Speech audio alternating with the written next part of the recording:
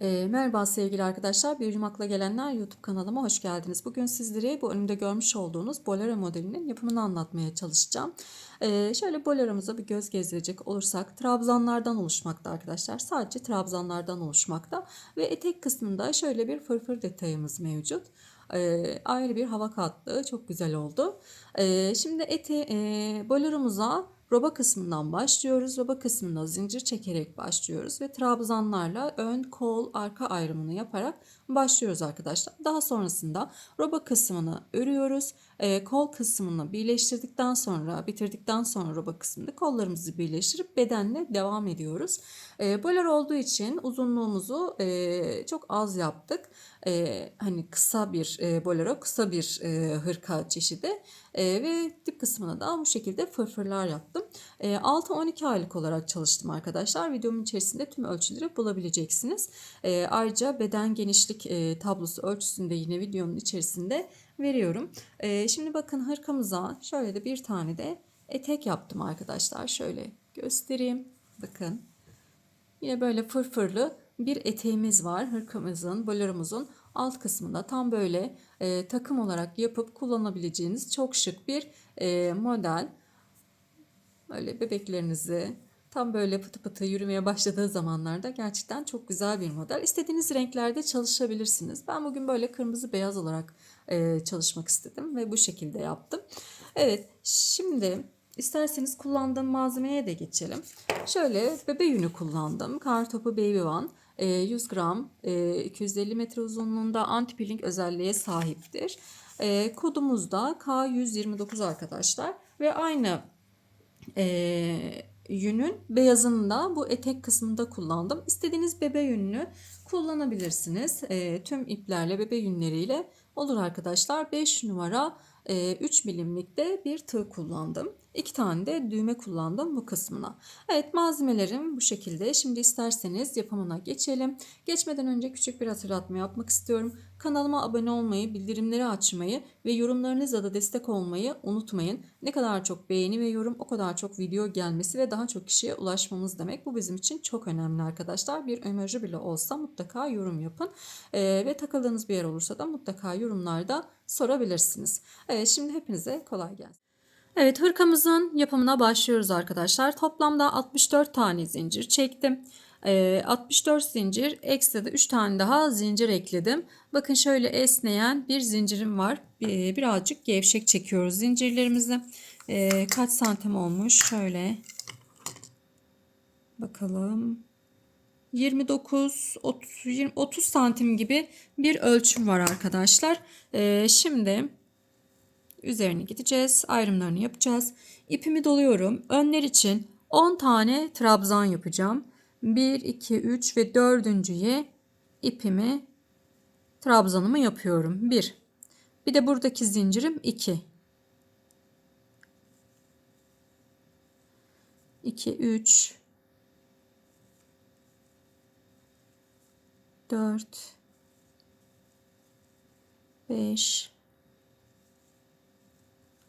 6, 7,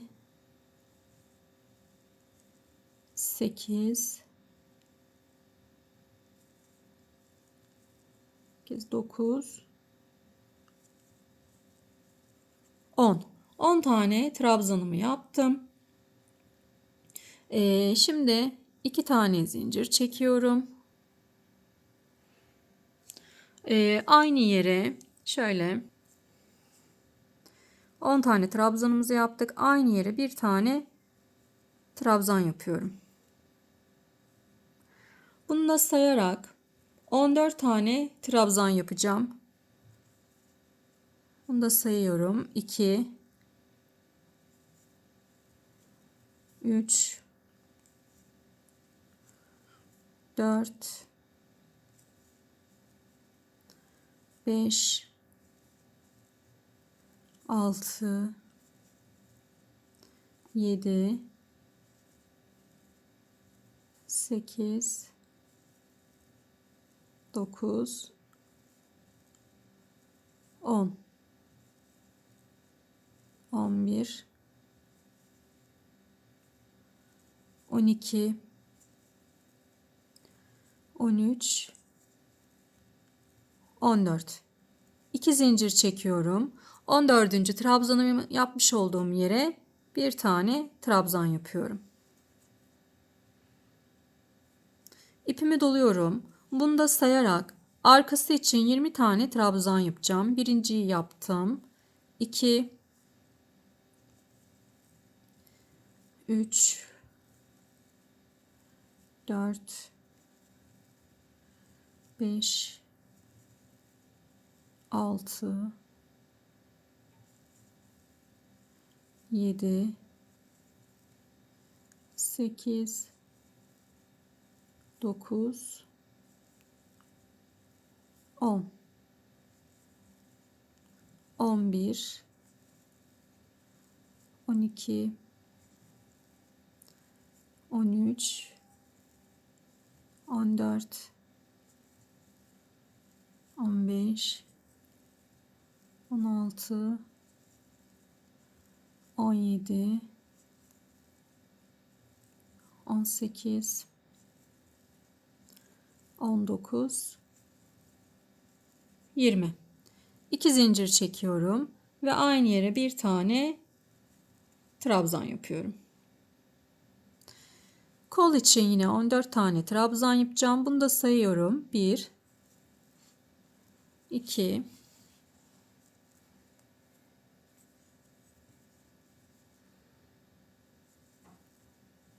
3, 4, 5, 6, 7, 8, 9, 10, 11, 12, 13 ve 14. 2 zincir çekiyorum. Aynı yere trabzan yapıyorum. Bunu da sayıyorum. 10 tane trabzan yapacağım. 1, 2,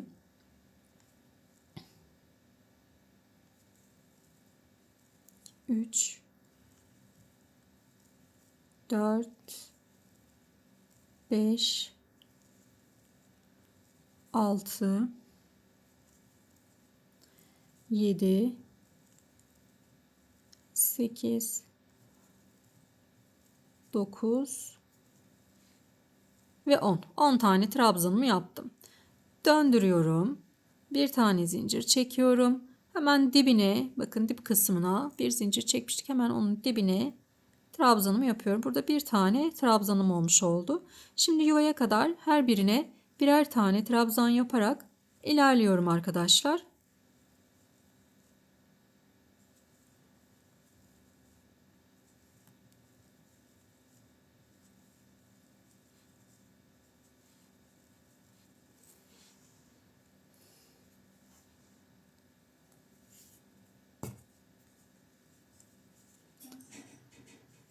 Evet.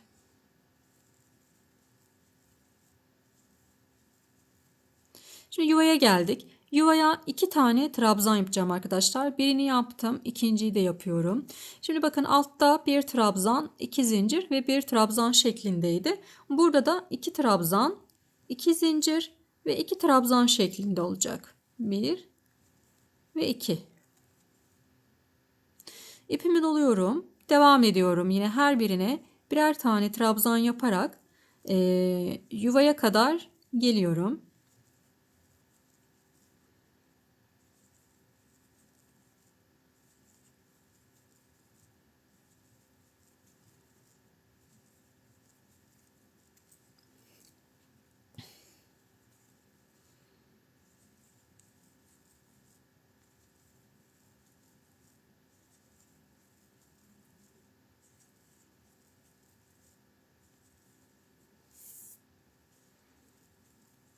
Şimdi yuvaya kadar geldim. Yuvam içerisine 2 tane trabzan yapıyorum. 2 zincir çekiyorum ve tekrar yuvaya 2 tane trabzan yapıyorum. İpimi doluyorum ve devam ediyorum. Diğer artırma yerine kadar gelelim arkadaşlar.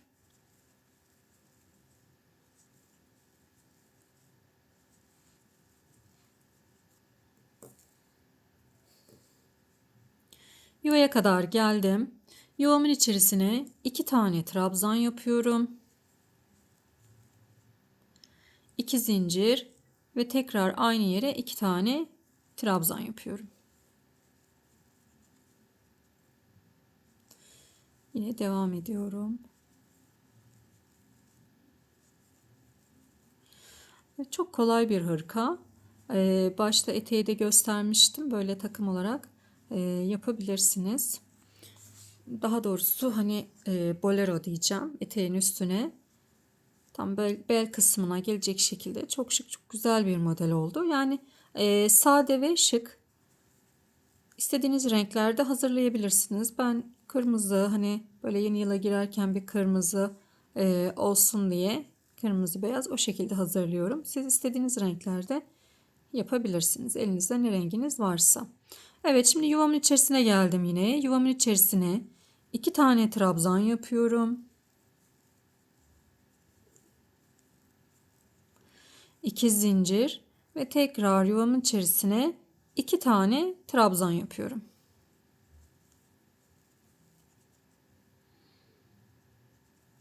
Evet, yine devam ediyoruz.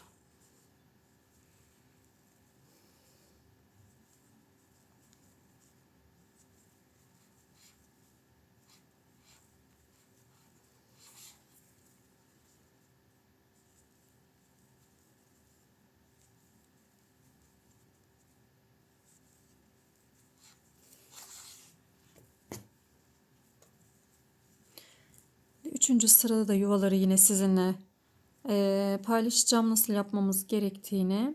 Şu sondaki zincire de bakın. Şu kapatıyorum. Evet.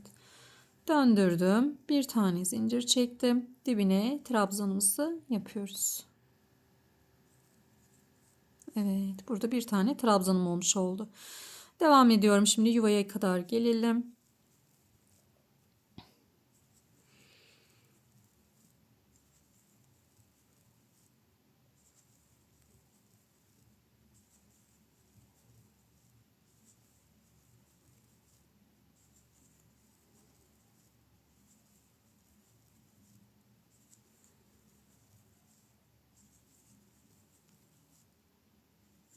Evet, yuvaya kadar geldim. Şimdi bakın, birinci sırada bir trabzan, iki zincir, bir trabzan yapmıştık. İkinci sırada şöyle göstereyim, bakın, iki trabzan, iki zincir ve iki trabzan yaptık. Üçüncü sırada da bir trabzan, iki zincir ve bir trabzan yapıyoruz. Yani her sırada değişiyor bu arkadaşlar. Yani bir sıra bir trabzan, iki zincir, bir trabzan, bir sıra iki trabzan, iki zincir, iki trabzan, diğer bir sırada bir trabzan, iki zincir, bir trabzan. Şimdi diğerini de yine göstereceğim size. Diğer yuvaya kadar bu şekilde gelelim.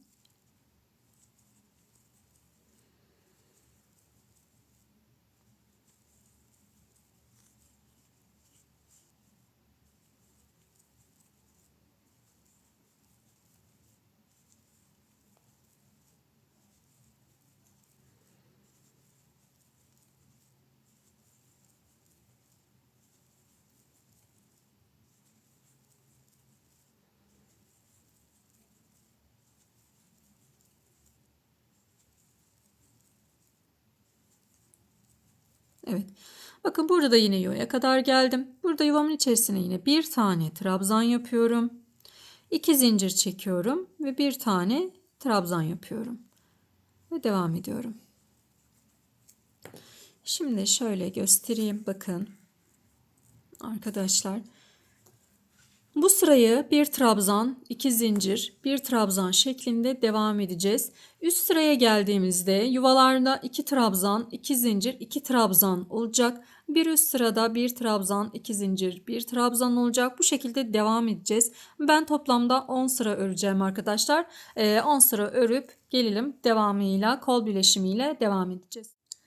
Arkadaşlar robamı tamamladım. 10 sıra ördüm. 10 sıram 10 santime denk geldi. Şöyle gösterelim bakın.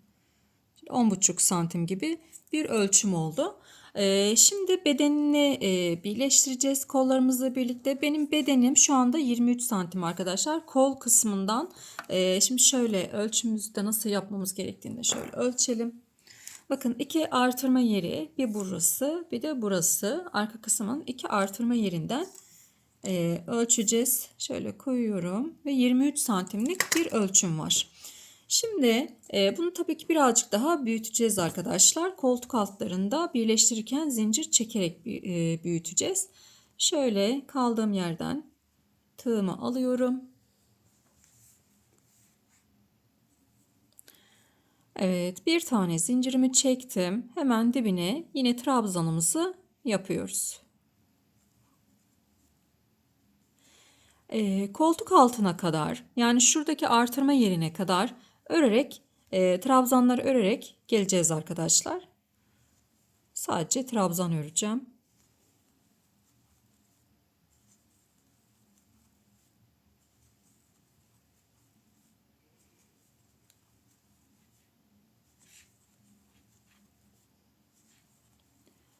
O kısma kadar geliyorum.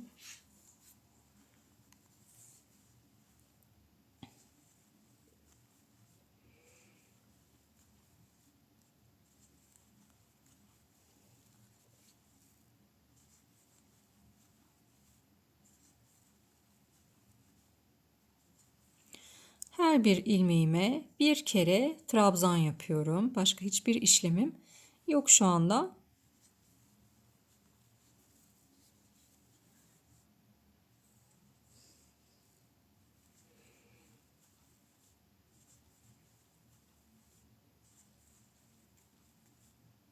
Evet, şimdi yuvaya kadar geldim. Yuvamın içerisine bir tane trabzan yaptım. Bir, iki zincir çekiyorum. İpimi doluyorum.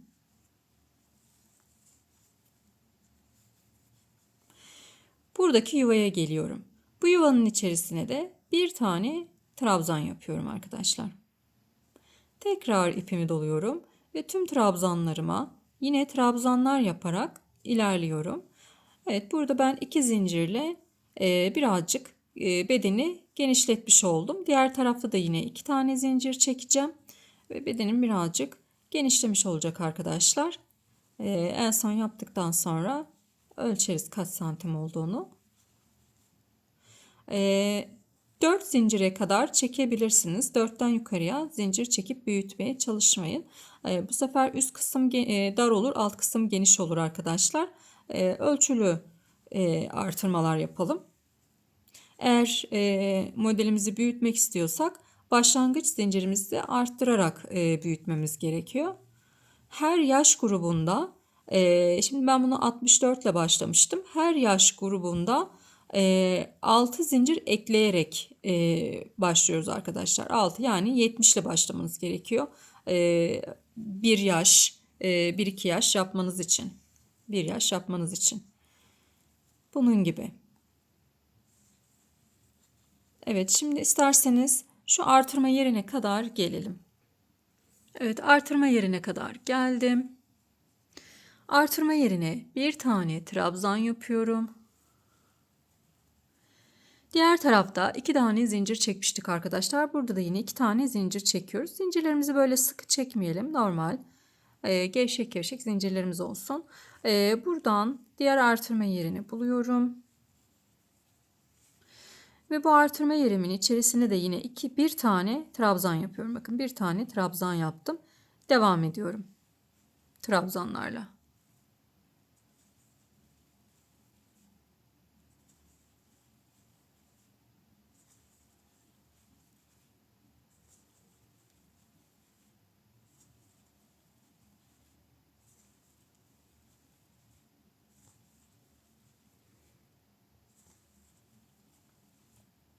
sıra sonuna kadar geleceğim. Daha sonrasında üst sırada bu koltuk altına kadar, yani birleştirme yapmış olduğumuz yere kadar gelelim. Bu kısmı sizlerle paylaşacağım.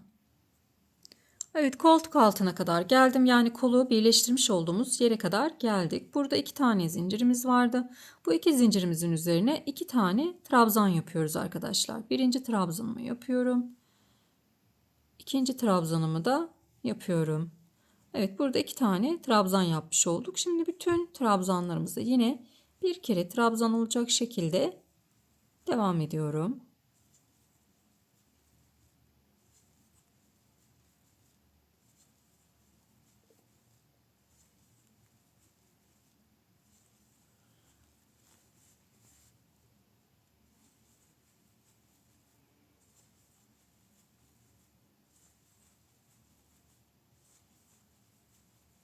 Diğer kol altına kadar gelelim. Yine koltuk altına kadar geldim. Burada yine 2 tane trabzan yapıyorum. Birinciyi yaptım. İkinciyi yapıyorum. 2 trabzanımı yaptım ve devam ediyorum arkadaşlar. Şimdi sıra sonuna kadar gelelim. Şöyle bir son halini bir görelim.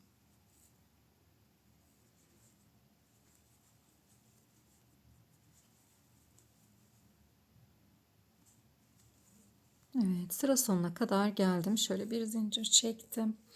Son halini bir görelim arkadaşlar. Şöyle.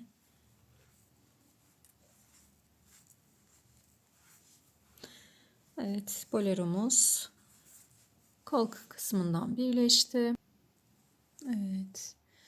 Bakın gayet güzel bir şekilde birleştirmiş olduk. Şimdi şöyle bir ölçelim bakalım kaç santim olmuş. Bedeni genişlettikten sonra evet 26 santim, 26,5 santim gibi bir ölçüm oldu benim arkadaşlar. İstediğim bir ölçü. Yani 6-12 aylık çocuklar için uygun bir ölçü. Eteğimi de yine aynı şekilde yapmıştım. 6-12 aylık tam hani takım yapmak istemiştim. Ve benim için yeterli bir ölçü. Şimdi buradan aşağıya bir sıra yaptık. Yaklaşık 4 sıra kadar, yani bu sıramla birlikte 4 sıra kadar bir öreyim.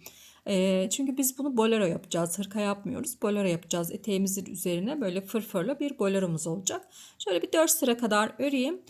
Sonra o fırfır kısmıyla devam edelim. Arkadaşlar ben 4 sıra ördüm. Roba birleşiminden sonra 4 sıra ördüm. Şimdi öncelikle ön patını gideceğiz. Ön kısımlarını. Daha sonrasında da fırfır kısmına gideceğiz. Şimdi öyle yapalım. Önce şöyle ön patı için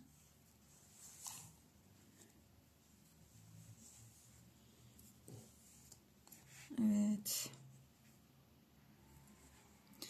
Şimdi bir tane zincir çektim. Şöyle dibine sık iğne yapıyorum. Yukarıya dönüşümü sağlamak için arkadaşlar. Yanına sık iğne.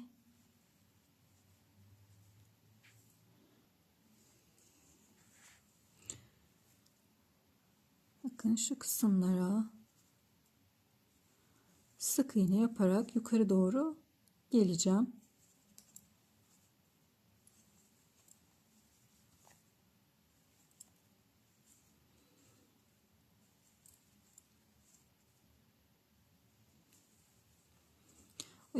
Bu sırada düğme iliği açmayacağım. Bir sonraki sırada açacağım iliğimi. Şöyle başa kadar ilerleyelim.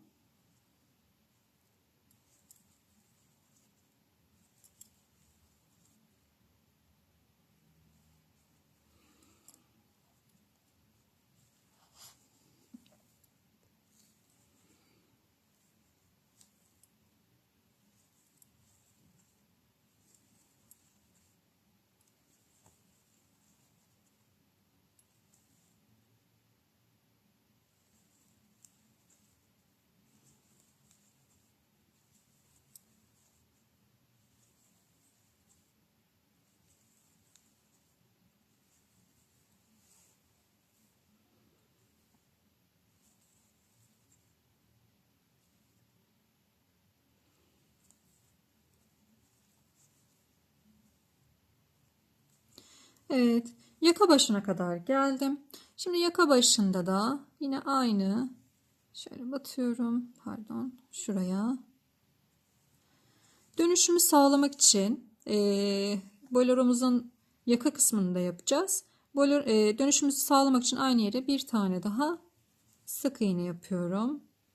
Ve şurada kalan boşluklara batalım arkadaşlar. Bakın şu boşluklara batabiliriz. Böyle sık iğnelerle ilerliyorum.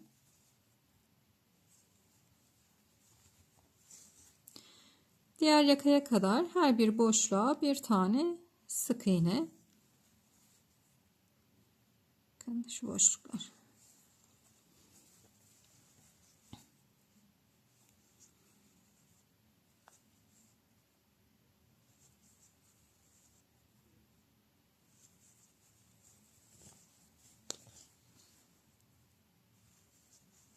Diğer uca kadar gelelim arkadaşlar. Sıra sonuna kadar geldim. Şimdi bu kısmı yapacağız arkadaşlar. Hemen şöyle dönüşümü sağlamak için aynı yere bir tane daha sık iğne yapıyorum ve devam ediyorum. Diğer tarafta kaç tane sık iğne yaptıysak bu kenar kısmında da yine burada da aynı işlemi yapacağız. Şöyle aşağıya doğru sık iğnelerimizle inelim arkadaşlar. Evet.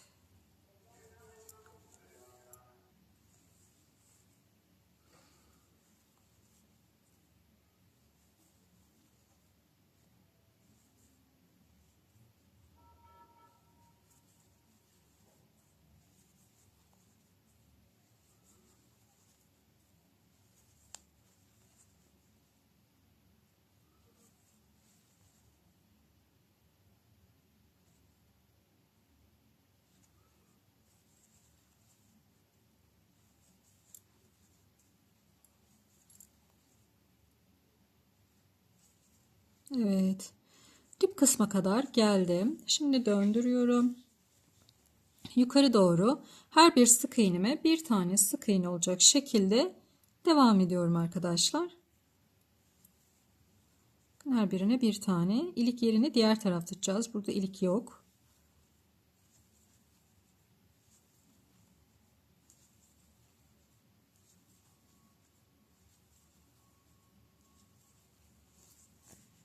Şöyle yukarı doğru yakaya kadar gelelim. Yakaya geldim. Döndürüyorum. Bir zincir çektim. Dibine sık iğne yapıyorum. Ve yine aşağı doğru iniyorum. Bu son sıramız yaka patında. Aşağı doğru inip ipimi koparacağım. Diğer tarafa geçeceğiz arkadaşlar. Diğer tarafı yapacağız.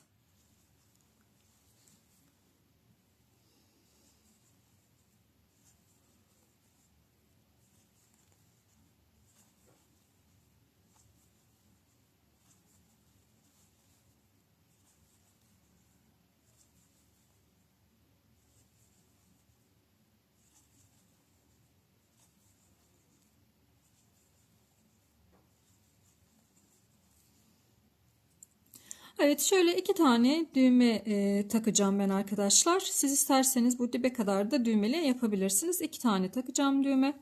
Bu şekilde yerlerini belirledim düğmeliklerimin. Şimdi yakadan itibaren tığımı takıyorum. Bakın yakadan tığımı takıyorum. İpimi buraya bir sık iğne yaptım. Yanına da bir tane sık iğne yapıyorum. Şöyle bolca iki tane zincir çektim. Bir iki tane atlıyorum. Benim düğmem birazcık büyük arkadaşlar. Bir iki tane atlıyorum. Üçüncüye sık iğne yapıyorum. Eğer küçük düğme kullanacaksanız bir tane zincir yeterli gelecektir. Şimdi bir tane iliğimizi yaptık. Şimdi devam ediyorum.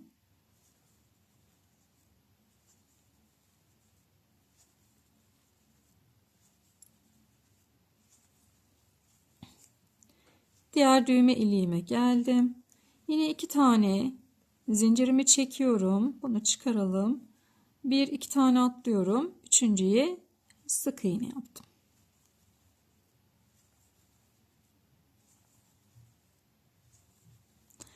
Evet, 2 tane düğme yeterliydi benim için. Şimdi devam ediyorum. Eğer dibe kadar düğmeli yapacaksanız 2 düğme arasını eşit bırakın arkadaşlar.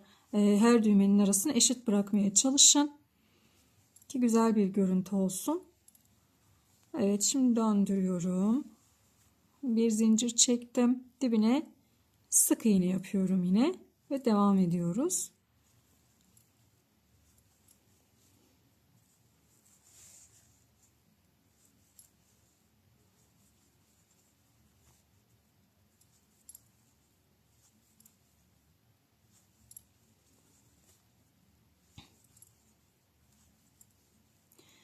İlik yerlerini kaybetmeyin.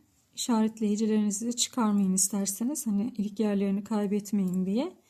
Evet, geldim ben bir tanesine. Şimdi 2 tane atlamıştık burada. 2 tane atladığım için 2 tane sık iğne yapıyorum.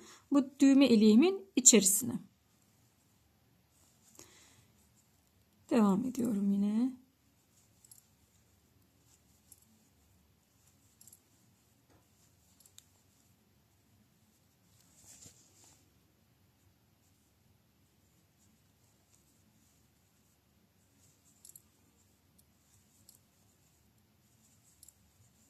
Yine düğme iliğindeyim. 2 tane sık iğne yapıyorum içerisine. Ve burada da 2 tane başta sık iğnem vardı. Evet, bir zincir çektim ve ipimi kesiyorum. Evet, bunu daha sonrasında yürütürüz içte. Şöyle ilmeklerin arasında yürütmemiz gerekiyor arkadaşlar. Hırkamı tamamladım arkadaşlar. Şimdi yani sık iğne sırasına düğme patlarını tamamladım. Şimdi fırfır kısmına gideceğiz. Şöyle döndürüyorum.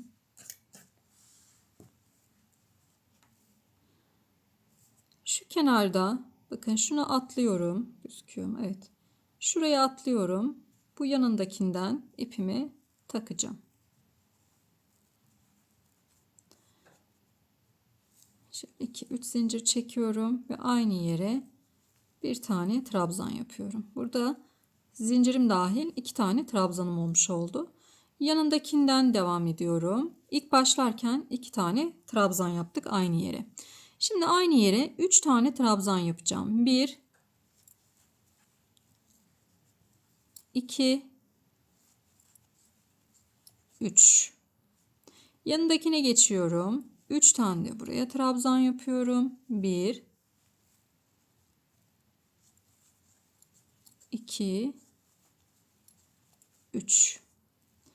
Yanındakine 3 tane trabzan yapıyorum.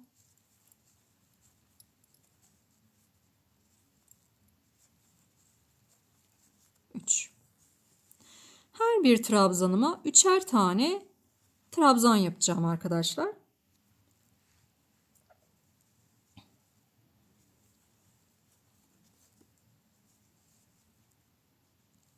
2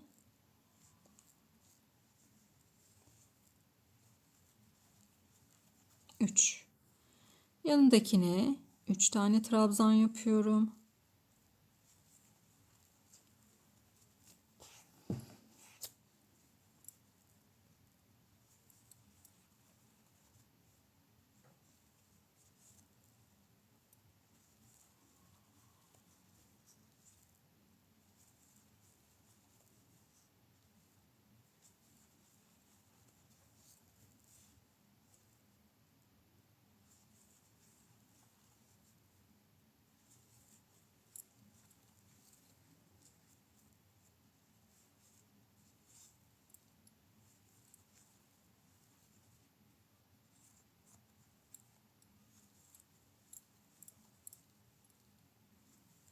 Her bir trabzanıma aynı yere 3'er tane trabzan yaparak diğer tarafa kadar geleceğim arkadaşlar.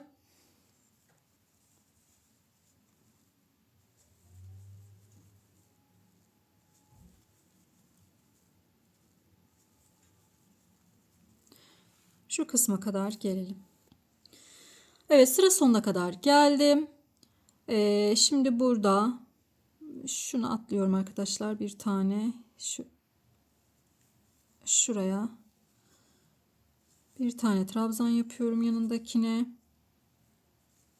bir tane daha, 2 ve en sondakine de yine 2 tane trabzan yapıyorum. 1 2, başlarken de yine 2 tane trabzan yapmıştım. Burada ikişer tane yapmamın nedeni, burasının çok kıvrılmasını istemiyorum. O yüzden burada bu şekilde ikişer tane yaptım. Şimdi döndürüyorum. Artık artırma yapmıyoruz. 2 zincir çekiyorum. Dibine trabzanımı yapıyorum. Hatta 2 değil, bir tane çekeceğim burada. Zincirin belli olmasın. Dibine trabzanımı yapıyorum. Burada bir tane trabzanım olmuş oldu. Şimdi devam ediyorum. Bakın, her ilmeğe bir tane trabzan yapıyorum. Buna da bir tane yapıyorum. Artık artırma yok. Artırma sadece ilk sırada vardı. Şimdi buradan sonrasını her bir ilmeğime bir tane olacak şekilde yapıyorum arkadaşlar.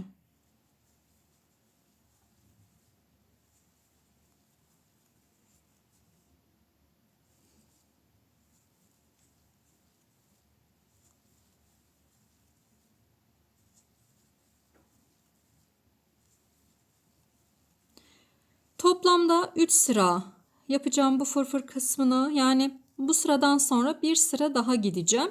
Ve etek kısmı tamamlanmış olacak. Sonra da kola geçeceğiz. Şimdi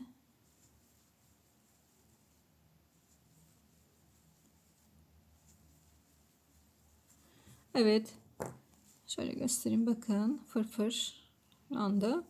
Evet, kola geçici etek kısmını yapalım. Toplamda 3 sıra olacak. İkinci sıramdayım. 3 sıra olacak. Sonra kol kısmıyla devam edelim. Arkadaşlar, ben beyaz fırfır kısmını tamamladım. 3 sıra ördüm. Şu şekilde bakın, gayet güzel fırfırlarımız oluşmuş oldu. Şöyle elinizde de düzeltirsiniz zaten. Evet. Şimdi koluna geçeceğiz. Kolunu, ben bir kolunu yapmıştım. Diğer kolunu da beraber yapacağız. Şöyle koltuk altından, bakın koltuk altından, kolumuz burada, kolumuzu birleştirdiğimiz noktadan, tam orta noktasından ipimi takacağım. Şimdi öncelikle bakıyorum. En son tersle bitirmişim. O yüzden düz tarafından tığımı takacağım arkadaşlar. İpimi de buraya bağlıyorum.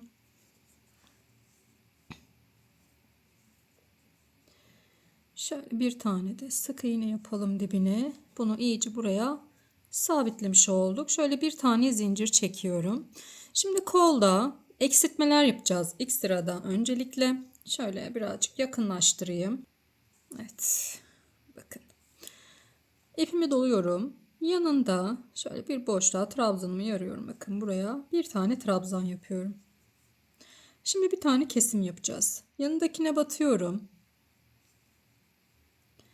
2 tane çıkıyorum. Tığımda 2 tane var. İpimi tekrar doluyorum. Yandaki boşluğa batıyorum. Yandaki ilmeğe, boşluğa batıyorum. 2 çıkıyorum. Tığımda 3 tane var. Hepsini tek seferde topladım. İpimi doladım. Yanındaki ilmeğime, bakın zaten burada artık ilmek kısmına geçmiş oluyoruz. İlmeğime bir tane trabzan yaptım. Şimdi bir tane daha kesim yapacağım. Batıyorum yanına. 2 çıktım. Tığımda 2 tane var. İpimi doluyorum. Yanındakine batıyorum. 2 çıktım. Tığımda 3 tane var. Hepsini tek seferde topladım. Evet. Şimdi sıra sonuna kadar her birine bir tane trabzan olacak şekilde ilerliyoruz arkadaşlar.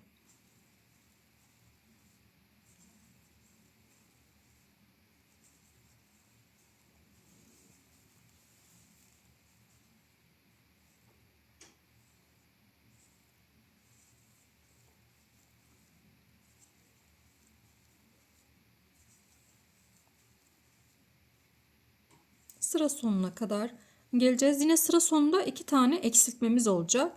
O yüzden şöyle 5 tane falan kalana kadar, 5 ilmek kalana kadar geleceğim arkadaşlar.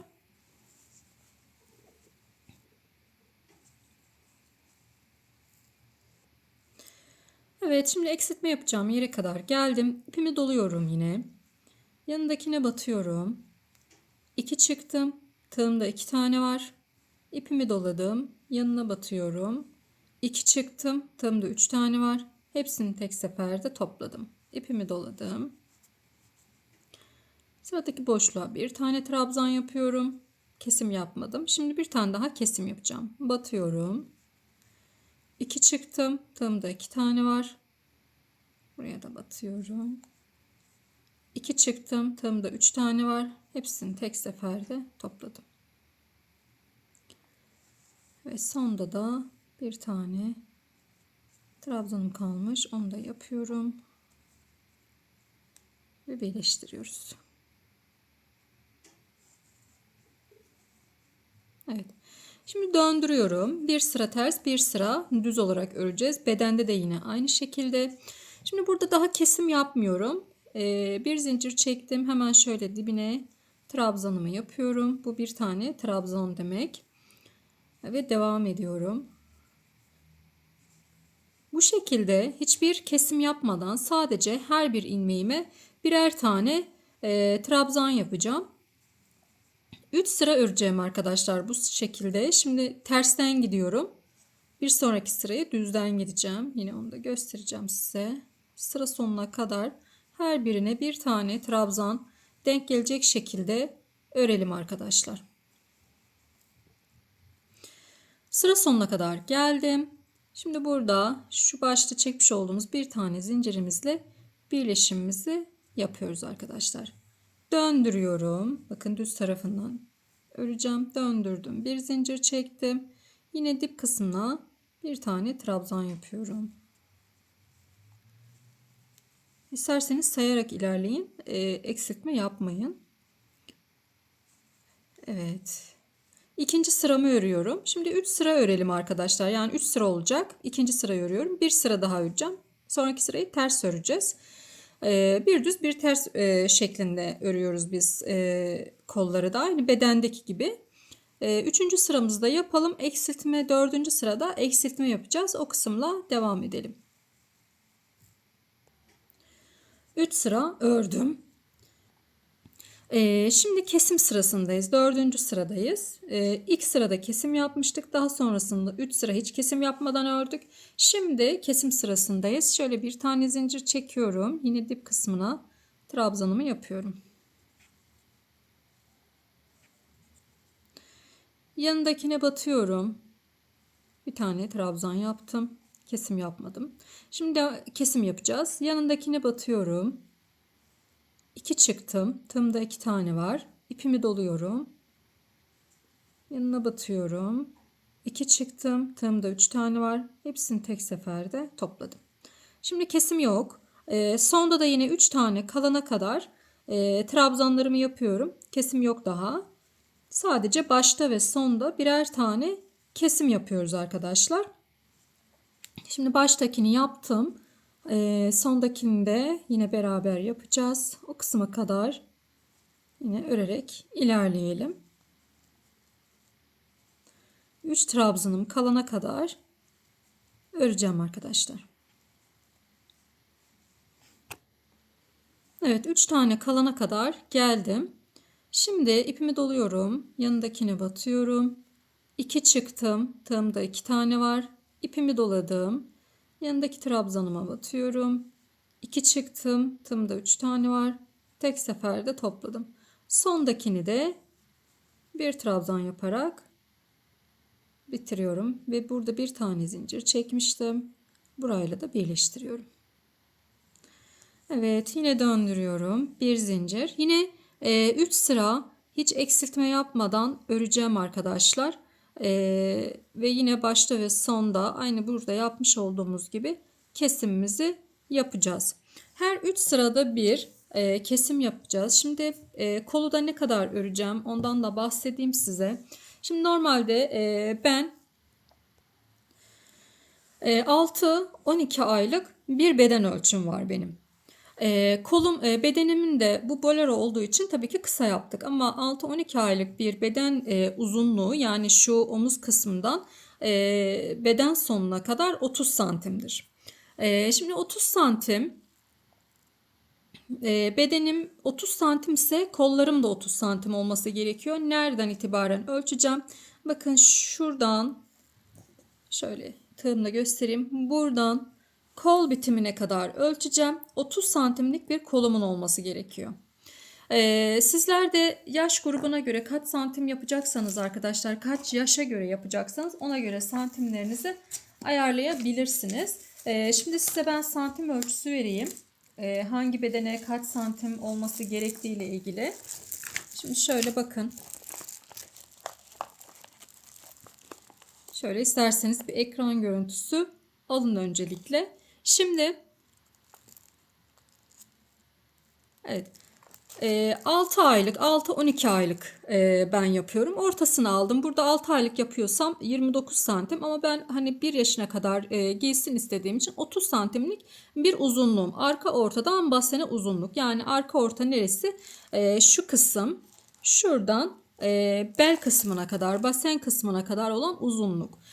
Sizler de buradaki arka ortadan basene uzunluk kısmında hangi yaşa göre yapacaksanız bu kısmı baz alıyorsunuz ve kolu uzunluğunu ona göre yapıyorsunuz arkadaşlar.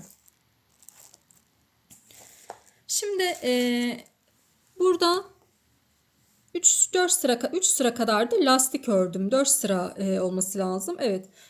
Lastik ördüm. Bunun içinde bir 2 santim ayırıyorum. 30 santim yapacağım normalde. Lastiğimle birlikte 30 santim olacak. Lastiğimi 2 santim ayırıyorum. 28 santim öreceğim. Sonrasında da lastik kısmıyla devam edeceğiz arkadaşlar. 2 santim eksiğini örün yani. Lastik kısmınız tamamlayacaktır onu. Şimdi devam edelim, örelim. Her 3 sırada bir eksiltme yapmayı unutmuyoruz. Lastik kısmıyla devam edeceğiz. Çünkü lastik kısmında da eksiltmelerimiz olacak. O kısma kadar gelelim. Arkadaşlar kolda lastik kısmına kadar geldim. Şimdi lastik kısmında eksiltmelerimiz olacak. Şimdi kol uzunluğumuzu sıra sayısı olarak da santim olarak da diğer kolla aynı yaptım. Yani bedenim dediğim gibi 30 santim olacaktı. Kolumu da şuradan itibaren buraya kadar ölçtüm 28 santim. 2 sırada lastik sırası tam 30 santime denk gelecek. Evet, şimdi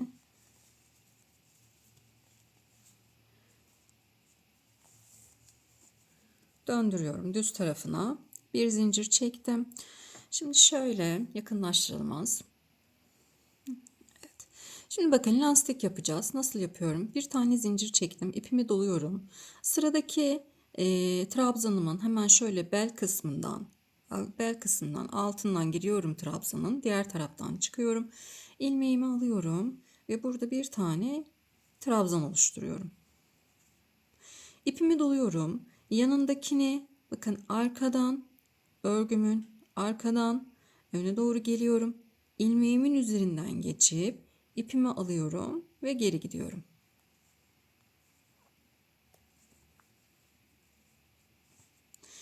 İpimi doluyorum. Bu sefer önden ilmeğimin altından girdim. Diğer taraftan çıktım. İlmeğimi alıyorum. Trabzan yapıyorum. Tekrar ipimi doluyorum. Bakın örgümün arka tarafından geldim. Öne doğru ilmeğimin üzerinden geçiyorum. Diğer tarafa tekrar ipimi alıyorum ve geri çıkıyorum. Lastiğimiz bu şekilde. Şimdi burada eksiltme yapacağım. 2-4 tane ördüm. 5.'yi de örüyorum. Bir tane zinciri saymadım. Bu başta çekmiş olduğumuz bir zinciri saymıyoruz. 5 tane lastik ördüm. 6. lastiğim bakın arka tarafa gelecek. Yani örgünün arka tarafında olacak şekilde kesimlerimizi yapacağız. 5, 6, 7 tane yapacağım. Şimdi ipimi tekrar doluyorum. Arka lastik yapıyorum. 6 ve 7. Evet, 7 tane trabzanımı yaptım. 7 trabzan yaptıktan sonra bir kesim yapacağız arkadaşlar. Kesimler her zaman örgünün arka lastiği yaparken olacak. Buna dikkat edelim. Şimdi bakın ipimi doluyorum. Arkadan normalde tek ilmek almam gerekiyor benim. 2 tane ilmeği bir alıyorum. Bakın 2 tane trabzanımı bir alıyorum. İpimi alıyorum. Ve trabzanımı yapıyorum. Burada bir tane kesim yapmış oldum. İpime doluyorum. Bunu da önden alıyorum bir tane. Yine 7 tane trabzan yapacağım. Birinciyi yaptım. İkinciyi arkadan öne gelerek yapıyorum. 2 3 4 5 6 7. Eğer kol ağzınız çok genişse arkadaşlar 5 tane de bir de yapabilirsiniz bunu. Yani beden genişledikçe yani büyüdükçe işte 2, 3, 4 yaş yaptıkça belki bu kol ağzı genişleyecektir. Bu kısmı geniş olduğu için. O zaman 5 trabzanla bir yapabilirsiniz bu eksiltmeyi. Evet, şimdi tekrar ipimi doluyorum. Bakın 2 taneye 1 alacağım. 7 tane yaptım ve yine örgümün arka tarafından gelerek lastiğimi yapıyorum. Geliyorum.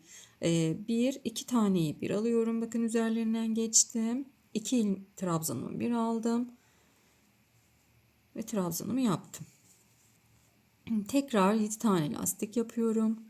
1, 2, 3, 4, 5, 6 ve 7. Evet, 7 tane yaptım.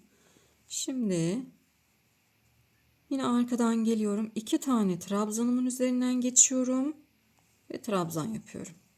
Yine bir tane daha eksilttik. 3 tane eksiltme yapmış olduk.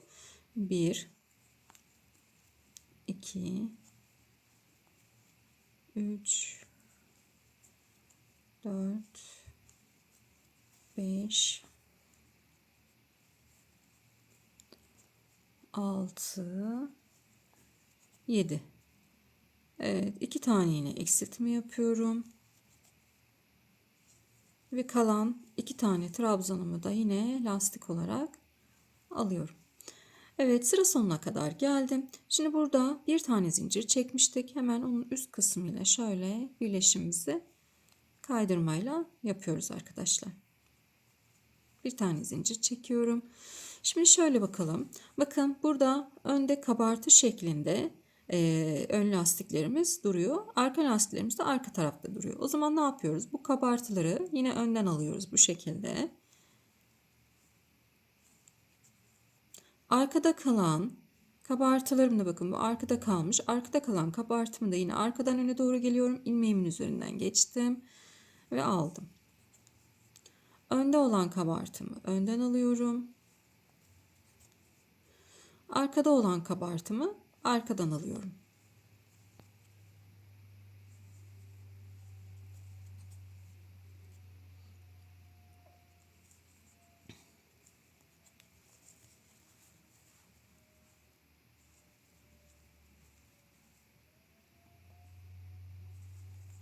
Kesim yapmıyoruz burada. Sadece kesimimizi ilk sırada yapıyoruz. Daha sonrasında kesim yapmayacağım arkadaşlar. Şimdi diğer tarafta bakalım 1, 2, 3, 4 sıra kesimimiz olmuş. Burada da yine kesim diyorum pardon 4 sıra lastiğim olmuş. Burada da yine 4 sıra lastik yapacağım arkadaşlar. Şimdi ikinci sırayı yapıyorum. Tamamlayacağım. Sonra da ipimizi kesip hırkamızın son haliyle geleceğiz. Lastiğimizi bitirip gelelim. Evet arkadaşlar, ben tamamladım. Şöyle kollarını göstereyim. Bu şekilde kollarımızı yaptık. Beden kısmımız düğmelerimi diktim. Ve böylelikle boleromuzu tamamlamış olduk. Gayet güzel oldu. Ben çok beğenerek ve keyif alarak ördüm. İnşallah sizler de çok kolaylıkla yapabilirsiniz. Böylelikle videomuzun da sonuna gelmiş olduk. Kanalıma abone olmayı, bildirimleri açmayı ve yorumlarınızla da destek olmayı unutmayın. Takıldığınız bir yer olursa mutlaka yorumlarda sorun. Gördükçe cevaplamaya çalışacağım arkadaşlar. Hepinize kolay gelsin ve sağlıklı günler dilerim.